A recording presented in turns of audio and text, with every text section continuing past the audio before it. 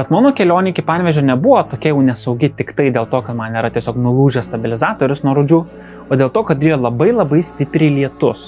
Bet lietus iš esmės nebuvo problema. Problema buvo ta, kad mano valytuvui buvo labai sunku valyti tą lietų.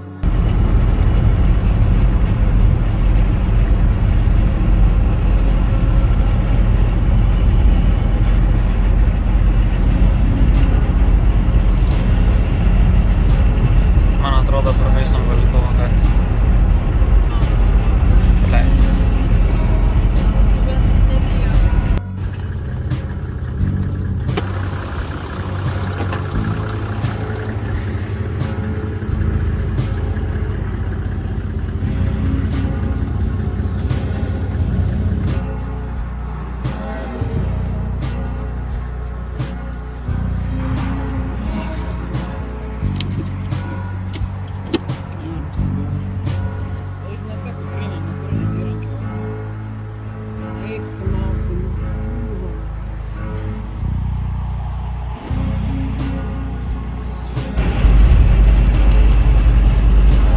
Niekada nebuvo kalti laikikliai, niekada nebuvo kaltas valytuvo dydis, niekada nebuvo kaltas tai, kad stiklas yra sausas arba apysausis. Tiesiog visą laiką buvo kaltas motoras,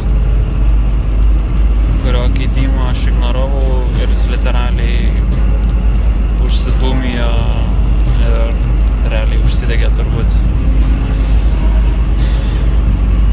Noriu oficialiai pranešti, kada važiavom. Tai buvom užsidegę, bet kam nepasitaiko. Tik biškį garažas užimtas. Kit šūdų.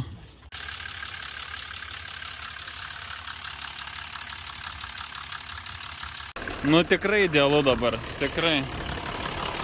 Blet, galėjau iš karto šiaip pakeisti. Kitas dėvėto valytuvo mechanizmas man kainavo dar 20 eurų.